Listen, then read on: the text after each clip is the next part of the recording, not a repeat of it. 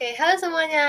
Kembali lagi, ini Yovita di sini. Jadi pada hari ini, setelah kita memahami konsep proses pencatatan dari video sebelumnya, apa saja langkah yang harus dilakukan untuk mencatat transaksi-transaksi perusahaan, hari ini kita akan mempraktekkan langsung proses pencatatan langkah yang pertama, yaitu jurnal umum menggunakan Microsoft Excel atau bisa juga Google Sheet, itu opsinya, di mana bisa terjadi otomatisasi sehingga memudahkan akuntan untuk mencatat transaksi tanpa melakukan cara yang manual, sehingga itu bisa menghemat waktu gitu.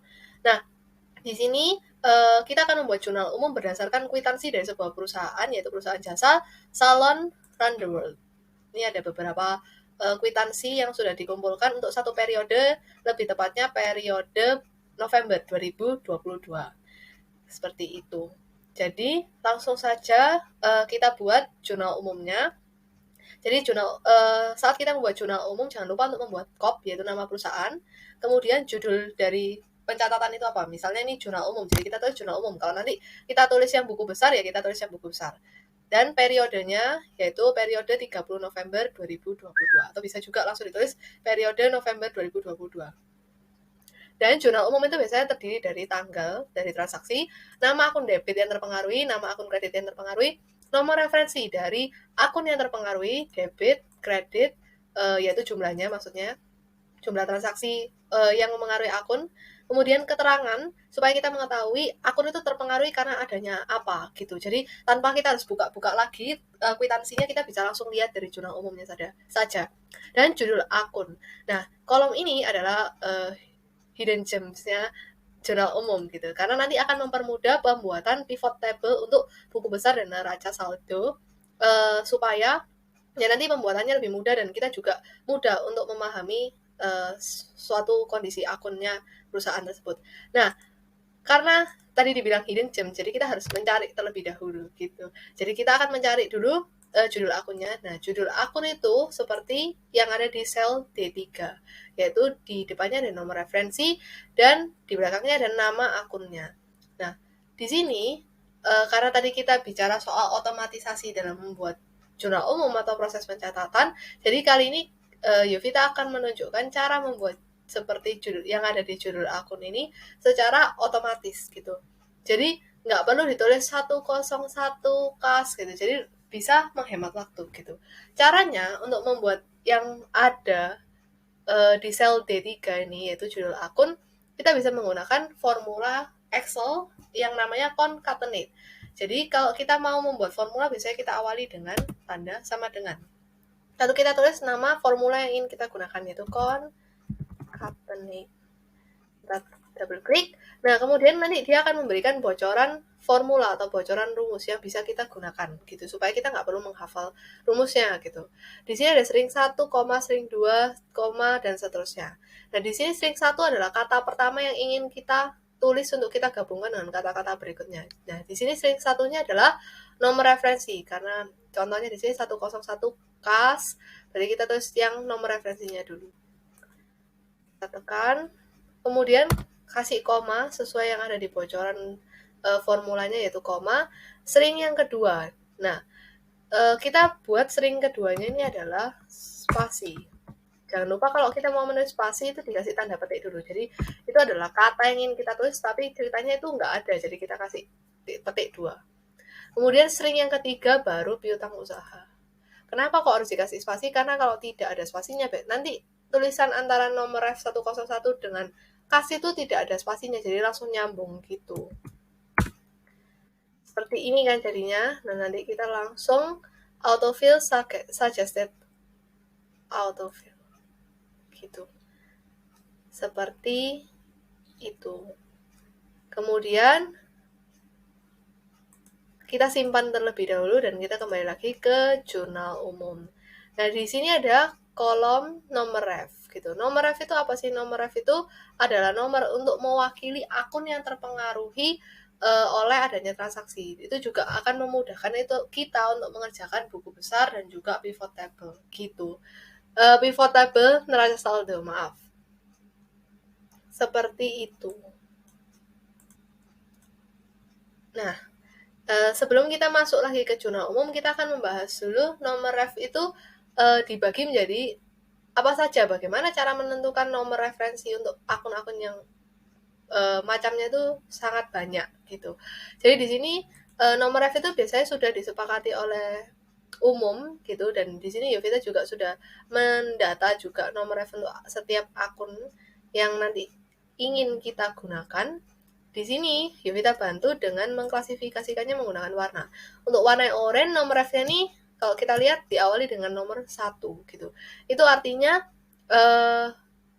nomor ref itu untuk aktiva gitu, baik lancar maupun tetap. Kemudian yang kuning ini diawali dengan nomor 2 itu untuk akun utang gitu, baik lancar maupun jangka panjang. Kemudian yang hijau yang diawali dengan angka 3 itu untuk menunjukkan akun modal dan akun-akun lain yang nanti akan memengaruhi modal. Yang biru diawali dengan nomor 4 itu untuk menunjukkan akun pendapatan. Dan yang terakhir, yang ungu keping-pingan ini diawali dengan nomor 5 untuk menunjukkan akun beban-beban. Seperti itu. Oke. Nah, balik lagi kita sekarang akan mengerjakan jurnal umum. Nah, di sini karena kita konteksnya tadi adalah otomatisasi dalam melakukan proses pencatatan, Yovita juga ingin ngasih tahu kalian gimana cara membuat jurnal umum yang otomatis. Salah satunya adalah untuk menentukan nama akun debit dan kredit itu secara otomatis. Jadi kita nggak perlu typing di keyboardnya kita KAS gitu, nggak perlu. Jadi kita bisa langsung pilih. Nah, gimana caranya? Caranya kita bisa menggunakan yang namanya data validation. Kita langsung saja pada contoh di sel B6. Nah, langsung kita buka data, kemudian pilih data validation, ya kan? Kemudian kita add rule, dan kita ganti kriterianya yaitu drop down. Pastikan dulu apply to range-nya itu sesuai sheet dan sel yang ingin kita gunakan data validation. Pilih drop down from a range gitu, karena kita milihnya nanti berdasarkan range gitu. Range itu maksudnya sel yang akan kita masukkan. Terus kita buka nomor ref, sheetnya nomor ref, kemudian kita tekan kursornya dan kita masukkan yang kolom B ini sampai paling bawah. Cuma yang ini karena nama akun itu kan yang kas piutang usaha, jadi tanpa yang nomor refnya itu. Oke. Lalu kita dan apa yang terjadi? Di sini bakal ada pilihan otomatis seperti itu. Nah, jangan lupa kita bisa juga copy seperti ini. Kemudian kita copy juga seperti ini. Sampai sebanyak yang kalian mau. Nah, setelah kita bisa memilih secara langsung nama akun debit untuk mengerjakan jurnal umumnya nanti, Yovita juga pengen ngasih tahu otomatisasi untuk mengerjakan nomor ref. Jadi setelah kita pilih kas, kita nggak perlu terus kita buka sheet yang nomor ref terus kita catat 101, itu nggak perlu. Jadi bisa otomatis sendiri. Gimana caranya? Nah, di sini Yovita akan menunjukkan rumus yang memang cukup complicated, tapi cukup seru untuk diikuti. Yaitu, kalau kita mau nulis formula, jangan lupa tanda sama dengan. Nah, di sini kita akan menggunakan rumus if. If itu kan artinya adalah rumus jika. Jadi, jika apa, maka apa, maka apa gitu. Nah, coba langsung kita masukkan. Nah, di sini ada logical expression, value if true, value if false. Jadi, if logical expression itu if apa, maka value if true-nya apa, value if false-nya apa. Maka kalau benar apa, kalau salah apa. Nah, di sini logical expression-nya kita langsung masukkan yaitu kolom B6 lebih dari 0. Maksudnya B6 itu ada isinya gitu. Nah, maksudnya ada isinya berarti ada akun yang berada di posisi debit gitu. Value if true-nya berarti kalau ada akun di posisi debit, kita mau isi nomor ref-nya. Nah, kita langsung menggunakan formula lagi yang namanya VLOOKUP. Itu untuk kita mencari nomor ref itu. Search key-nya adalah, jadi kita mau mencari nomor ref yang sesuai dengan sel B6 gitu, yaitu yang tulisannya kas. Kemudian range-nya bisa didapat dari mana? Range-nya kita dapatkan dari tabel ini. Kita bisa masukin semua aja lah supaya gampang. Kemudian kembali lagi ke indeksnya. Indeks di sini kalau kita kembali ke sheet nomor ref itu adalah kamu mau mencari data berdasarkan nama akun misalnya di sini. Kamu mau mencari data apa? Data nomor ref. Berarti dia ada di kolom kedua dari tabel yang tadi kalian pilih gitu. Kalau misalnya mau carinya judul akun, ya kalian tulisnya nomor yang ketiga. Di sini ya kita tulis 2. Kemudian ya kita tulis false. Artinya kita maunya yang tepat gitu. Langsung aja ditutup. Kemudian value. If false-nya apa? Jadi kalau misalnya ternyata di B6 ini kosong, berarti artinya dia tuh nggak ada di posisi debit, berarti dia ada di posisi kredit. Berarti kita juga bisa isi. Kalau misalnya dia tidak ada di posisi debit, maka yang nanti bisa diisi dengan nomor ref adalah yang ada di posisi kredit, supaya otomatis nanti sampai bawah tuh bisa keisi semua. Berarti kita langsung aja masukkan juga rumus yang sama atau formula yang sama, itu VLOOKUP. Nah, di sini search key-nya bukan yang ada di kolom B atau debit, karena kalau false, kalau misalnya B6 tidak ada isinya, berarti dia adalah kredit, bukan debit. Jadi kita masukkan yang C6. Kemudian range-nya juga kita pakai yang sama. Ini. Kemudian indeksnya kita masukkan yang nomor 2 dan kita pakai yang false juga. Artinya kita mau yang tepat. Oke. Sudah selesai. Bisa kita enter. Nah, di sini otomatis. Kalau coba sekarang Yovita copy ke bawah sini. Terus Yovita masukin piutang. Dia juga otomatis kan.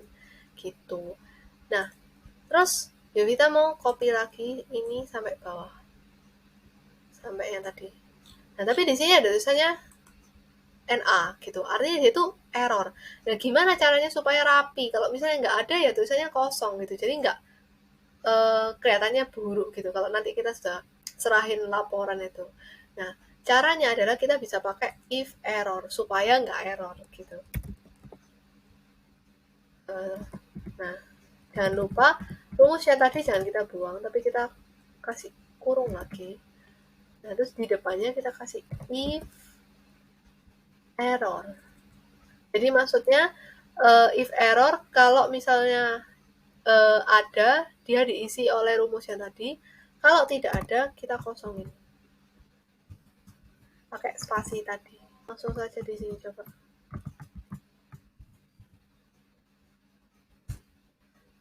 Itu. Terus yuk kita copy if errornya sampai ke bawah ini yang updated. Nah, dia kosong. Jadi kalau nggak ada, dia nggak akan ada tulisannya NA. Seperti itu. Nah, langsung saja kita kerjakan jurnal umumnya yang sesuai dengan kwitansi. Oke, di sini ada kwitansi yang pertama, surat pernyataan penyetoran modal para pemegang saham Salon Run. Jadi intinya pada saat pembukaan Salon Run itu ada penyetoran modal dari para pemegang saham, dan setoran modalnya ini sama para pemegang saham disepakati untuk dibuatkan surat pernyataan oleh notaris gitu, supaya nanti apabila terjadi apa-apa, misalnya perebutan saham dan lain sebagainya, itu jelas gitu pembagiannya. Dan di sini kita bisa baca kalau misalnya para pemegang saham yaitu Chow Chui itu menyetorkan sebanyak 100 juta tunai, 150 juta dalam bentuk rekening bank BCA, dan pemegang saham lainnya yaitu Joshua Hong itu sebanyak 500 juta berupa gedung gitu. Dan ini juga sudah ditandatangani, berarti mereka sepakat. Nah, berarti bagaimana jurnalnya?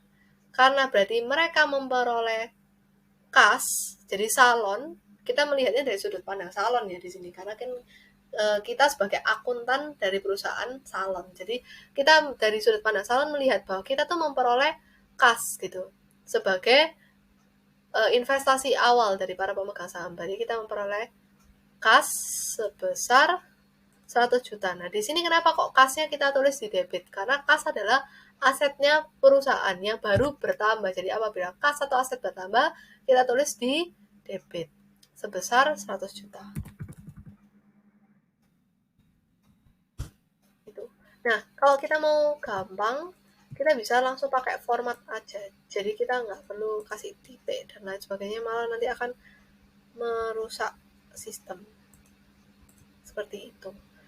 Kas 100 juta. Kemudian dalam bentuk rekening Bank BCA 150 juta.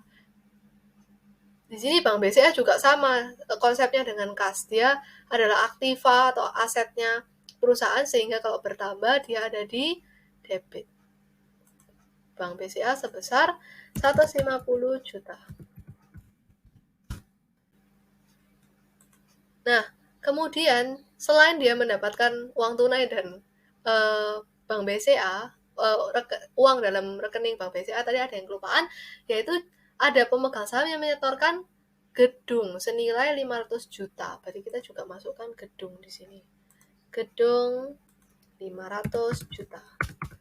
Ini konsepnya juga sama. Gedung adalah asetnya mereka, maka apabila bertambah ada di debit. Nah, seperti yang tadi sudah disebutkan, mereka ini kas Bank BCA dan gedung adalah aset dan adalah modal awal perusahaan, sehingga di sisi kreditnya untuk menyeimbangkan ini adalah modal, karena modal apabila bertambah ada di kredit, ekuitas apabila bertambah ada di kredit. Terus kita juga kalau mau otomatis bisa pakai rumus sum untuk menghitung totalnya ini 750 juta gitu. Jangan lupa tulis tanggalnya. Di sini tanggal penyetoran modalnya adalah tanggal 1 November 2022. Kita bisa tulis di sini 1 November 2022. Nah, ini kita tulis satu persatu untuk setiap akun supaya nanti kalau kita pindah bukukan ke buku besar itu detail gitu. Jadi kita nggak akan kebingungan ini ada transaksi sebesar ini tanggal seberapa gitu. Nah, di sini keterangannya adalah investasi awal oleh pemegang saham.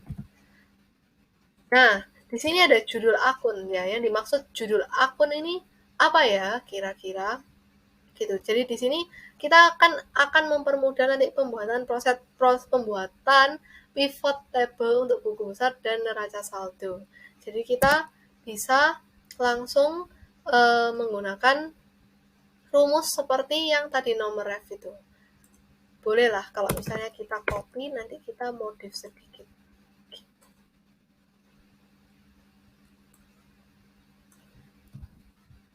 Terus kita masukkan ke sini. Tapi karena dia tidak diminta nomor referensinya, karena yang diminta adalah judul akun seperti yang ada di kolom D, maka indeksnya kita ganti menjadi kolom ketiga. Seperti itu. Begitu juga yang di sini. 3. Kemudian jangan lupa kita copy sampai di bawah.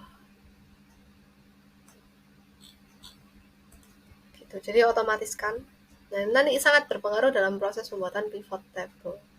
Gitu. Lanjut pada transaksi kedua. Di sini ada invoice dari toko Pro Furniture dan pada tanggal 2 November gitu. Nah, siapa sih sebenarnya toko Pro Furniture? Nah, di sini kita bisa melihat kepada Salon Randowet. Berarti Salon Randowet ada beli something ke toko Pro Furniture. Ternyata dia beli set meja kursi kaca salon yaitu 5 set yang harganya satunya 10 juta. Berarti Salon Randowet ini beli peralatan ya kan yaitu 50 juta dari toko Pro Furniture. Dan kalau kita lihat di sini grand totalnya ada 50 juta tapi pembayarannya tidak ada. Pembayaran 1 2 3 berarti tidak ada cicilan, berarti belum lunas gitu. Masih ada sisa pembayaran 50 juta yang harus dipenuhi gitu.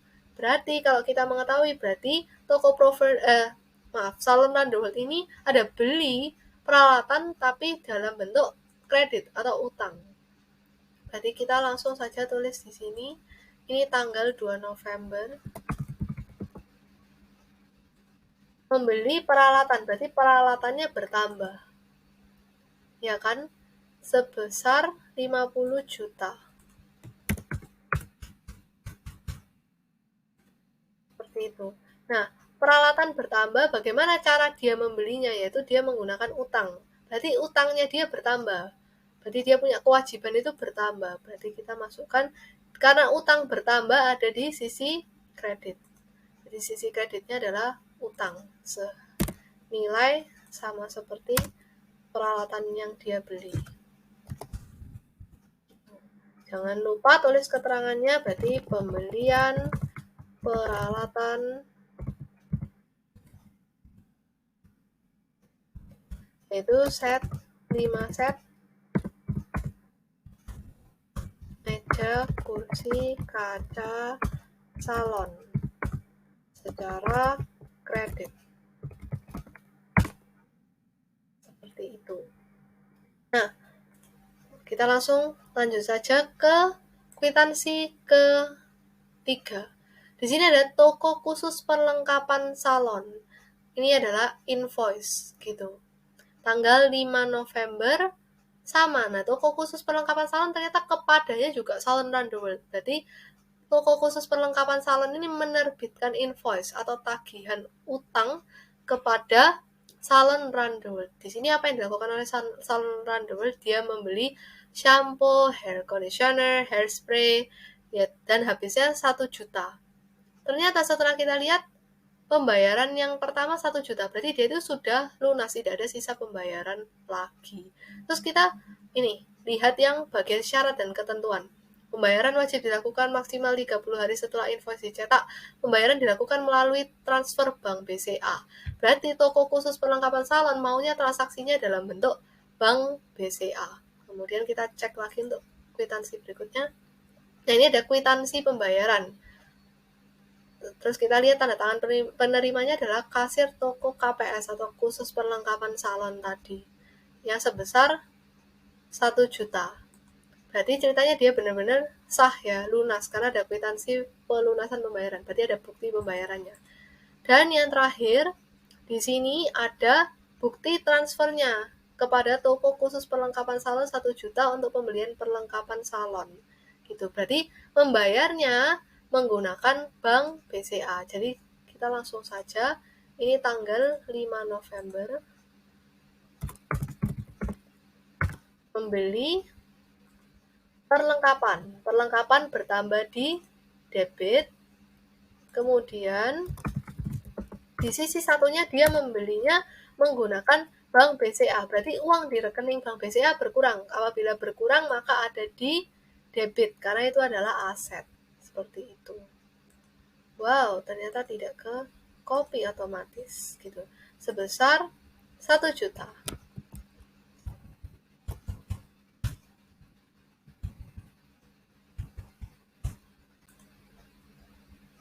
Nah, saya coba string supaya saat pengambilan data itu dia tidak bergeser, tidak turun ketika tabelnya itu juga turun. Pakai fin F4 kalau mau di string. Yang nomornya ini juga untuk database-nya. Karena kan kita nggak mungkin kan, kalau kita misalnya mau mencari database, tapi database-nya turun karena tabelnya juga ikut turun. Saya copy. Nah, sudah otomatis gitu. Nah, jangan lupa kita tulis juga keterangannya, yaitu pembelian perlengkapan, yaitu ada shampoo, terus ada hair conditioner,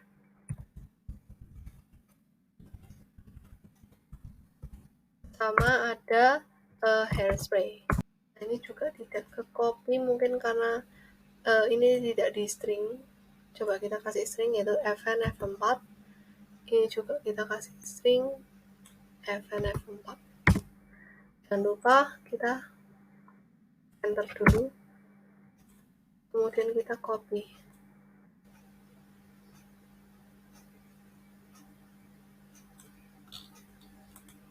Sudah otomatis. Nah, lanjut lagi ke kwitansi berikutnya. kita menemukan ada kwitansi pembayaran kepada siapa, kita langsung lihat 50 juta untuk pembayaran pelunasan utang pembelian meja kursi kaca salon Runderworld tanggal 2 November. Tanda tangan penerima kasir Pro Furniture. Berarti artinya kalau kita flashback, sempat salon Runderworld ini membeli meja kursi kaca salon secara kredit kepada toko Pro Furniture. Nah, di sini tanggal 6 November si salon melunasi pembayarannya yang sebesar 50 juta tadi. Berarti langsung kita masukkan tanggal 6 November. Karena utangnya dia berkurang, berarti apabila utang berkurang, kewajiban berkurang, liabilitas berkurang, maka ada di debit. Kemudian dia membayar utangnya menggunakan apa ini ceritanya? Coba kita cek terlebih dahulu. Di sini nggak ada keterangannya, tapi kita bisa lihat ke invoice-nya. Di sini di invoice-nya, pembayaran wajib dilakukan maksimal 30 hari setelah invoice dicetak. Pembayaran dilakukan melalui transfer bank BCA, berarti maunya dibayar menggunakan bank BCA. Berarti aset atau uang yang ada di bank BCA berkurang, maka karena itu adalah aset, kalau berkurang ada di sisi kredit, yaitu sebesar 50 juta.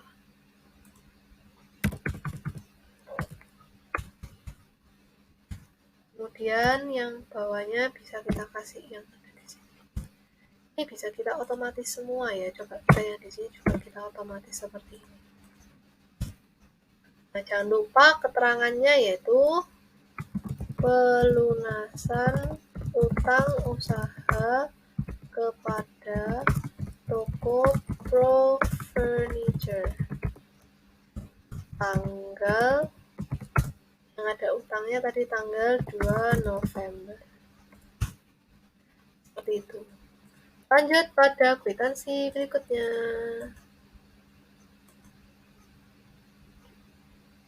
Nah, oh iya tadi kelupaan. Ini ada bukti transfernya gitu. Pakai bank. Kemudian ada lagi. Ternyata sekarang adalah invoice-nya Salon Runderworld. Berarti Salon Runderworld yang menerbitkan tagihan.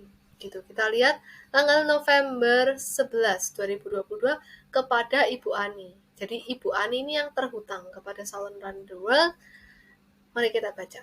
Jasa rias 2 juta, grand total 2 juta, tapi sisa pembayarannya ada 2 juta. Di sini pembayaran 1, 2, 3 tidak ada.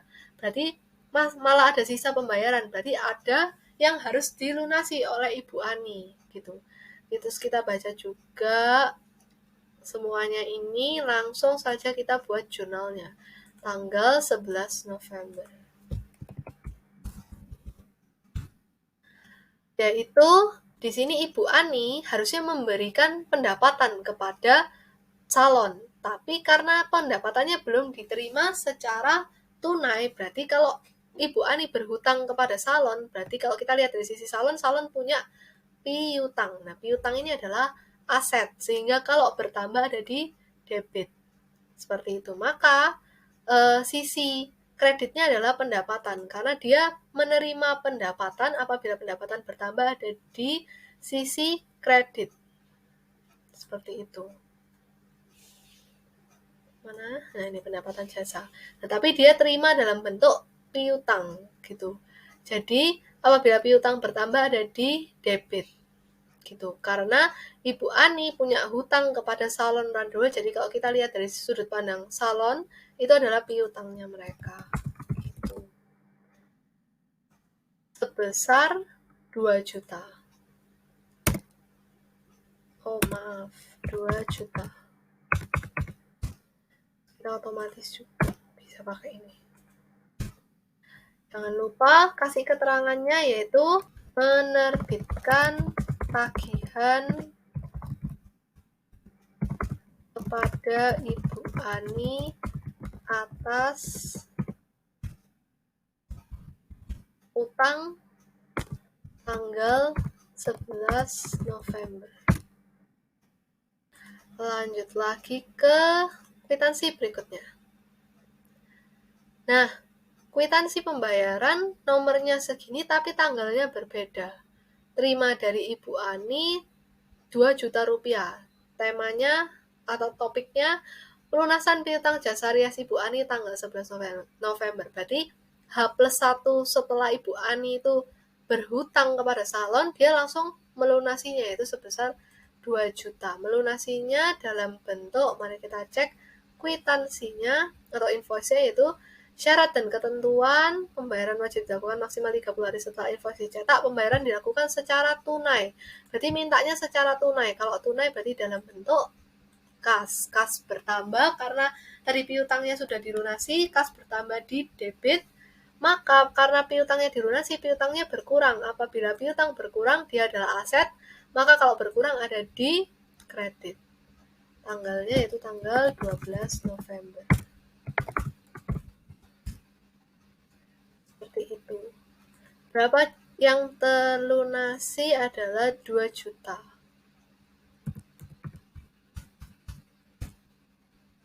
Ini juga kita langsung saja. Dan keterangannya yaitu menerima pelunasan piutang Ibu Ani tanggal 2 November. Lanjut ke kwitansi berikutnya. Nah, terus menemukan bukti transfer. Nggak tahu ini asalnya dari mana, kita baca dulu. Tanggal 15 November ke rekeningnya Choi Cui 25 juta transfer kepada Ibu Choi Cui gitu. Berarti Choi Cui tadi kalau kita ingat dia adalah pemegang saham.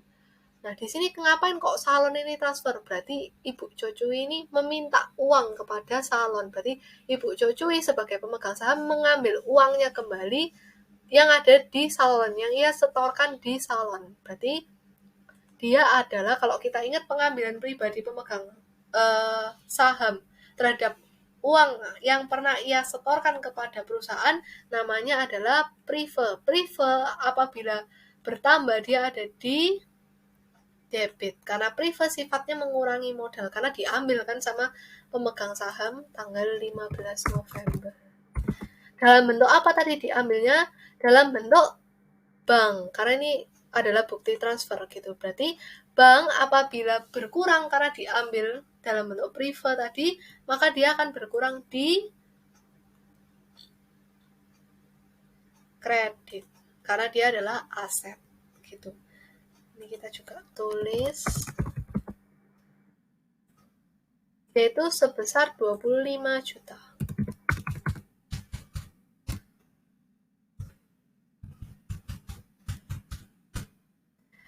Lalu kita jangan lupa tulis keterangannya, yaitu langsung saja pengambilan pribadi oleh pemegang saham Choi Cui. Seperti itu. Kemudian lanjut lagi ke bukti berikutnya, yaitu ada invoice dari salon Run the World. Berarti ini yang menerbitkan adalah salon Run the World tanggal 20 November kepada Ibu Mira.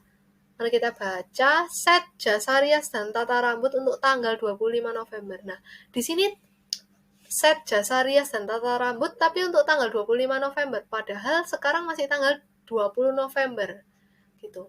Terus kita lihat lagi grand total sudah dibayar karena pembayaran satunya sudah ada, malah sisa pembayarannya tidak ada. Seperti itu.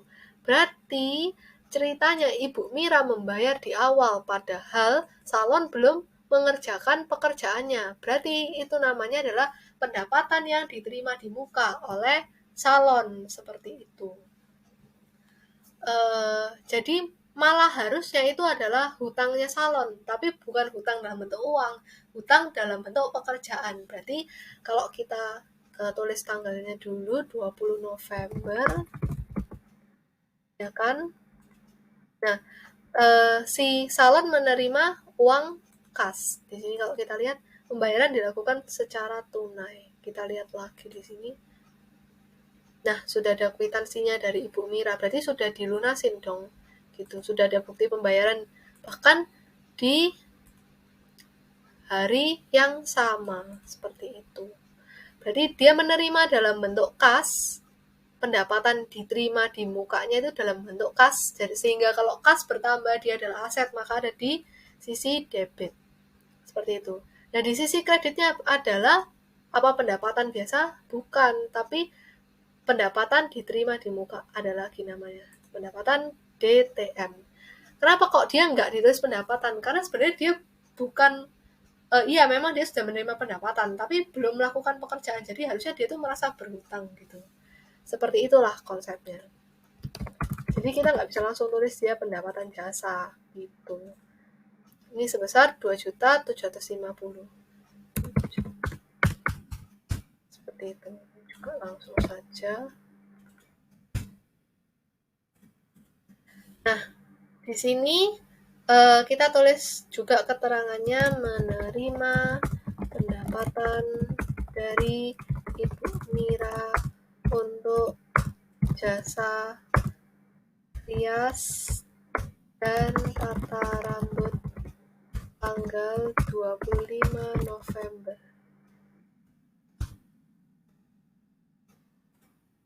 Lanjut lagi pada kwitansi berikutnya. Nah, ini ada bukti transfernya. Oh, ternyata tadi kita salah, guys. Karena kita tidak melihat bukti transfernya. Ibu Mira nggak melunasi secara tunai. Tapi di sini juga opsional boleh melunasi secara bank. Berarti di sini dia tidak menerima dalam bentuk bank untuk pendapatannya. Tidak menerima dalam bentuk kas pendapatannya, tapi dalam bentuk bank. Seperti ini. Otomatis kan semuanya terganti. Jadi kalau error gitu masih bisa diganti karena ada data validation-nya. Lanjut lagi ke kwitansi berikutnya. Ada M transfer. Kita baca dulu kok nggak ada angin, nggak ada hujan, tiba-tiba ada bukti transfer gitu. Berhasil pada tanggal 25 November juga ke Lewis Hamilton. 5 juta pembayaran beban sewa tanah salon bulan November. Seperti itu. Berarti ceritanya salon membayar beban sewa kepada Bapak Lewis Hamilton sebesar 5 juta untuk bulan November. Berarti ini artinya pada tanggal 25 November salon membayar beban kalau bertambah ada di debit gitu, karena beban sifatnya mengurangi ekuitas yang harusnya bertambah di kredit, sehingga dia mengambil sisi kebalikannya karena dia mengurangi gitu. Jadi ada di debit kebalikannya. Beban sewa bertambah di debit, membayarnya menggunakan akun bank karena ini adalah M transfer atau M banking gitu. Jadi menggunakan bank BCA. Kenapa kok ada di kredit? Karena dia membayar, maka uang di rekening banknya berkurang, sehingga kalau dia berkurang, dia adalah aset, maka berkurang di kredit. Seperti itu, sebesar 5 juta. Otomatis langsung saja.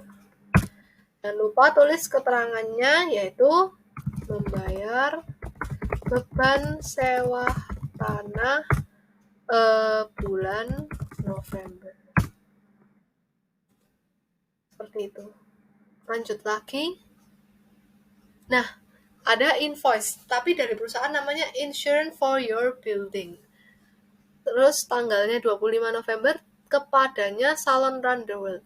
Berarti ceritanya perusahaan Insurance for Your Building ini menerbitkan tagihan kepada salon. Terus kita baca asuransi gedung salon masa 1 tahun. Berarti ceritanya salon mengasuransikan gedungnya sebesar 12 juta. Grand totalnya 12 juta, pembayaran pertamanya sudah 12 juta sehingga tidak ada sisa pembayaran. Jadi sudah dilunasi. Kita cek, ternyata ada kwitansi pada tanggal 25 November. Berarti sudah ada bukti pembayaran sah ya kalau sudah dilunasi untuk pembayaran asuransi gedung Salon Runderworld masa 1 tahun. Nah, di sini dia membayar asuransi. Apa dia disebut beban asuransi? Bukan jawabannya. Karena ceritanya dia bukan beban karena dia belum menikmati jasa dari yang dia terima tadi, yang misalnya asuransi. Kalau tadi sewa, dia bayar untuk bulan November ini gitu. Berarti dia sudah menikmati. Tapi di sini kalau kita kembali, asuransinya masih untuk 1 tahun. Berarti kan dia belum berjalan ke masa depan untuk menikmati asuransinya kan gitu. Jadinya dia tidak bisa disebut beban, maka kita sebutnya adalah dibayar di muka. Asuransi yang dibayar di muka gitu. Itu adalah aset. Karena kita belum merasakan, berarti itu haknya kita untuk suatu ketika ngerasain gitu. Jadi kalau bertambah ada di debit. Nah, sisi sebaliknya, kita cek dulu dia melunasinya menggunakan apa. Kembali lagi.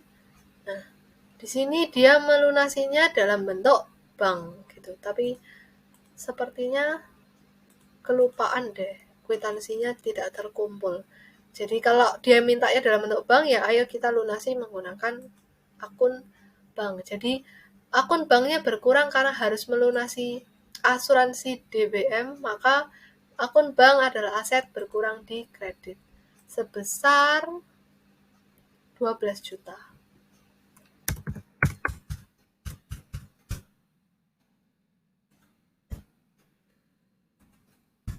Seperti itu. Di sini keterangannya juga kita tulis membayar asuransi DBM untuk 1 tahun. Seperti itu. Lanjut ke transaksi berikutnya.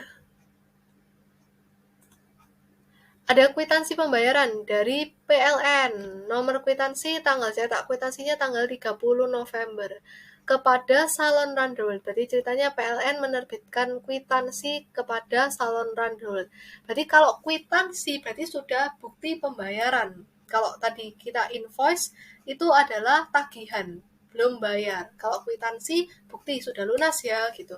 Tagihannya sebesar 1.500.000, keterangannya pembayaran beban listrik bulan November. Karena itu untuk bulan November saja, berarti kita bisa sebut dia sebagai beban. Kalau untuk 1 tahun, berarti kita belum merasakan. Haknya kita dong untuk ngerasain besok tahun depan.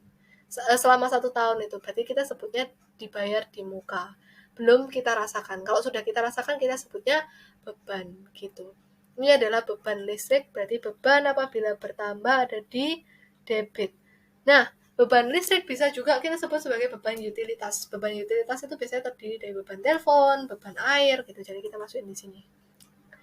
Karena beban bertambah di debit karena dia mengurangi ekuitas yang seharusnya bertambahnya di kredit. Karena dia berkurang ekuitasnya berarti dia di debit. Tanggal 30 November. Seperti itu. Nah, dia membayarnya menggunakan apa ya kira-kira? Sepertinya tunai deh. Karena tidak ada bukti bank dan itu sudah kwitansi. Berarti kita tulis saja kas di sini. Sebesar 1.500.000.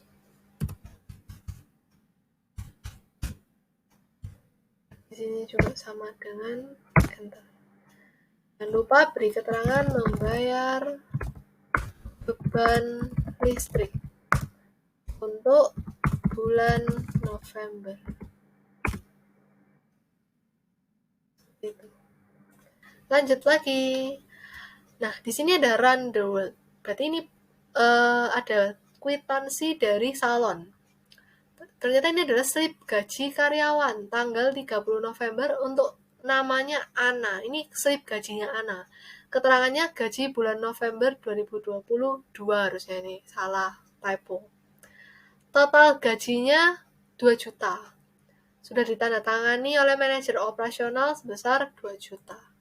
Berarti tanggal 30 November dia membayar beban sama seperti sebelumnya, bebannya adalah beban gaji. Karena itu untuk bulan November saja membayarnya. Dan beban kalau bertambah ada di debit karena sifatnya mengurangi ekuitas ya, seharusnya bertambahnya di kredit. Seperti itu. Nah, membayarnya menggunakan apa? Karena tidak ada bukti transfer kan, maka dan tidak ada syarat, maka membayarnya menggunakan kas sebesar 2 juta.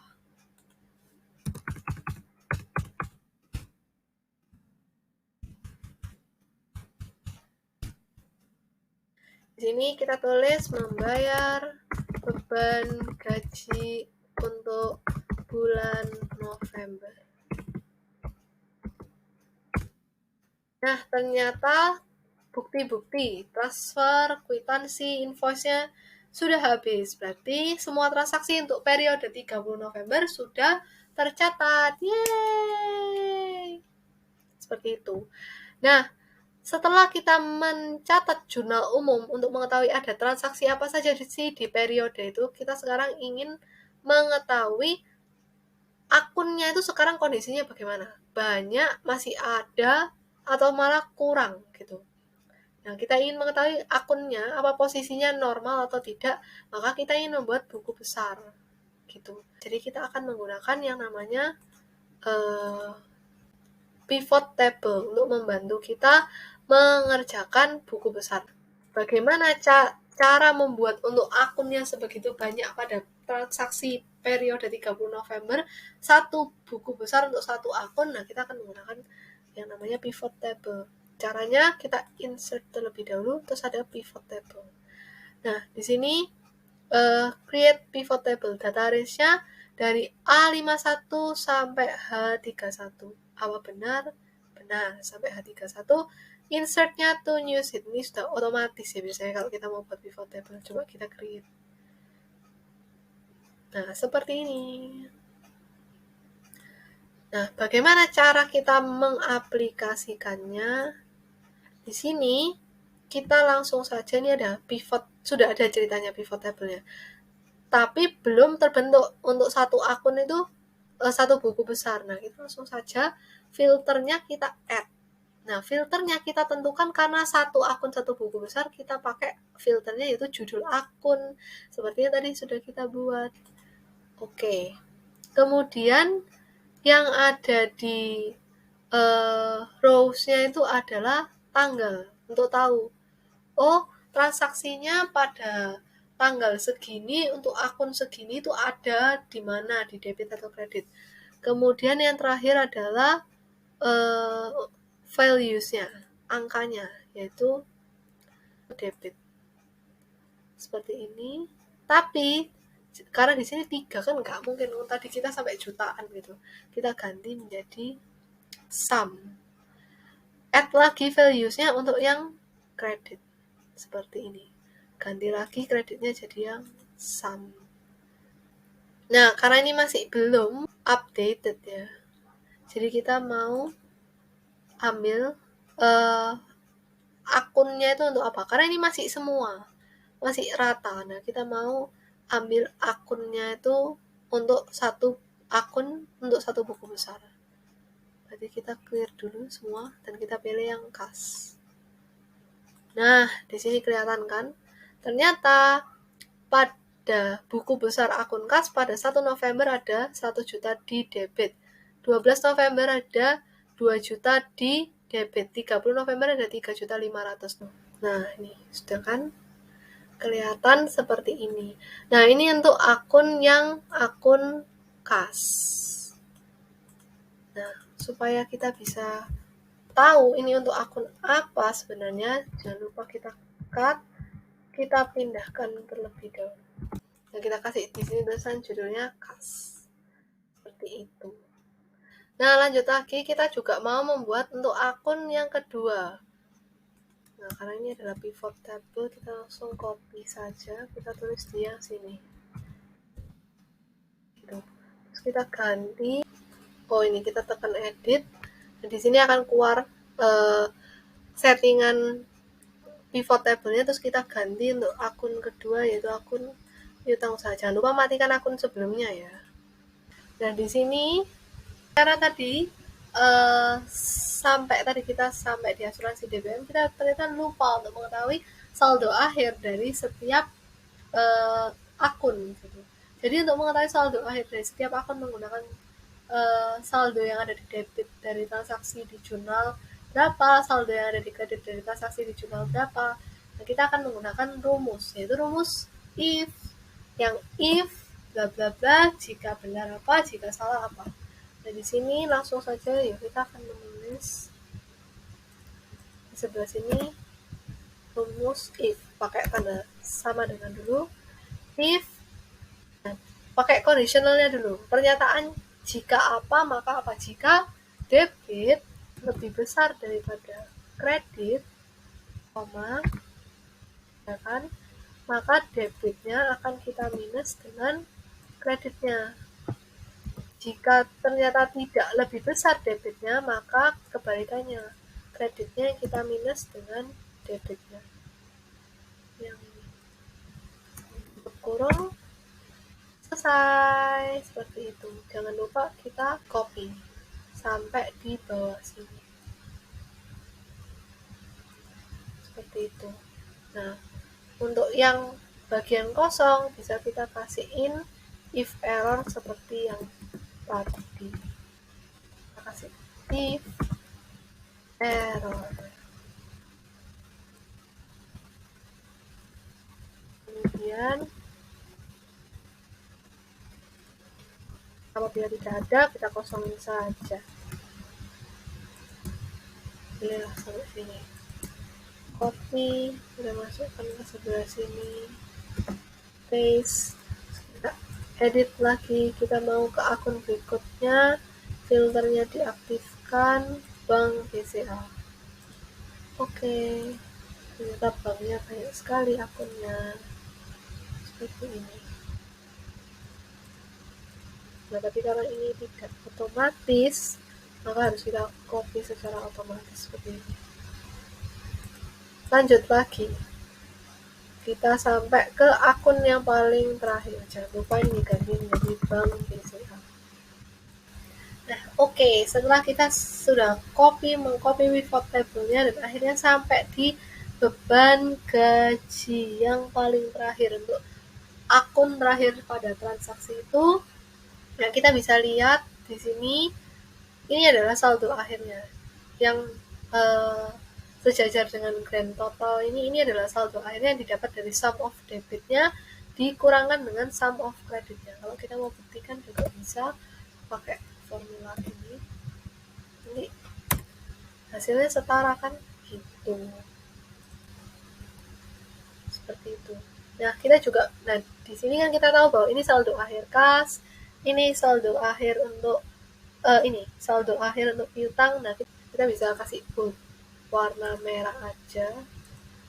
Ini juga kita kasih bold warna merah. Seperti inilah penampakan dari buku besar untuk jurnal umumnya Salon Round the World. Setelah kita membuat buku besar, kita ingin membuat langkah terakhirnya, yaitu neraca saldo. Bagaimana cara membuatnya? Dan kali ini kita juga akan membuat neraca saldo untuk transaksi yang tadi, supaya kita tahu akhirnya di satu akun itu kondisinya bagaimana, berapa saldo akhirnya. Kita langsung ambil saja insert pivot table, data range-nya, select ke data range-nya, kita dapat dari sini. Ceritanya bagi tidak otomatis, jadi harus kita insert perlahan. Coba kita cek filternya, oke, sudah sesuai. Nah, filternya karena kita ingin mengetahui untuk satu akun sekarang posisinya ada di mana setelah saldo akhir, maka kita filternya pakai jumlah akun. Kita langsung ambilnya value karena ini angka bentuknya. Seperti yang tadi, add, kita pakai debit, kemudian kita add lagi, kita pakai kredit. Kemudian karena ini masih belum uh, sesuai karena ini adalah sum total akhir dari semua akun. Jadi kita mau rows-nya maaf ya, rows-nya kita pakai judul. Nah, seperti ini. Nanti dia akan keluar sekarang posisinya ada berapa, sum of debitnya satu akun, sum of debitnya satu, sum of creditnya satu akun, seperti ini. Nah, tapi ini bukan saldo akhirnya seperti tadi, nggak otomatis, jadi kita harus pakai rumus lagi. Nah, jadi karena biasanya tuh kita harus menunjukkan keseimbangan, kita harus buat 2 kolom, walaupun saldo itu belum tentu ada di, maksudnya akun itu belum tentu ada di dua-dua debit atau kredit, jadi kita pakai rumus lagi. If seperti yang tadi, tapi di sini kita pilih debit. Ceritanya karena kita ingin membuat yang kolom debit terlebih dahulu, jadi kita tulisnya debit apabila lebih besar daripada kredit, maka debitnya kita kurangkan dengan nilai kredit. Apabila lebih kecil, kita tulis 0 saja. Seperti itu. Kita langsung suggested autofill-nya. Nah, kebalikannya, kalau kita ingin mengisi kolom kreditnya, if kredit lebih besar daripada debit, kan, maka kreditnya kita kurangkan dengan debitnya. Apabila tidak lebih besar, maka kita tulis juga 0. Seperti itu. Suggested autofill. Nah, ini sudah terisi, akhirnya kita kelihatan akun kas itu saldo akhirnya 98.500.000. Kalau kita lihat dengan buku besarnya ini sama, saldo akhir 98.500.000. Terus kita lihat lagi, piutang usaha 0, ada di debit juga, ini juga 0 gitu. Jadi konsep kerja neraca saldo adalah saldo akhir di buku besar kita pindahkan ke untuk judul akun ini, saldonya di mana, di neraca saldo. Jadi judul akun kas, maka kalau tadi saldo akhirnya di debit, ya kita tulis di debit, seperti ini. Nah, karena ini sudah tidak diperlukan lagi, karena ini adalah sum of debit, sum of credit, bukan saldo akhir. Dan posisi sesungguhnya dari akun setelah jurnal umum, setelah transaksi, maka kita hide saja. Seperti ini. Terus kita bisa tulis saldo debit, dan ini kita tulisnya juga saldo kredit. Seperti itu. Kemudian setelah ini kita ingin tahu apakah saldo debit dan saldo kredit dari keseluruhan akun setelah transaksi itu masih seimbang atau enggak, karena debit dan kredit itu harus seimbang supaya kita tahu aktifan didapat dari mana caranya, utang kah, dari pemilik pemegang saham kah, dari pemilik kah, masa nyuri gitu kan, enggak seimbang itu namanya. Jadi kita langsung sum, ini kebetulan ada yang otomatis, kita bisa langsung pilih. Kita langsung copy aja pakai Ctrl C, Ctrl V, ternyata dia seimbang guys. Kita bisa pakai format juga. Nah, ternyata dia seimbang. Sekian sampai di sini, karena semua sudah seimbang, berarti saatnya kita untuk tutup videonya gitu. Sampai ketemu lagi, terima kasih sudah menonton.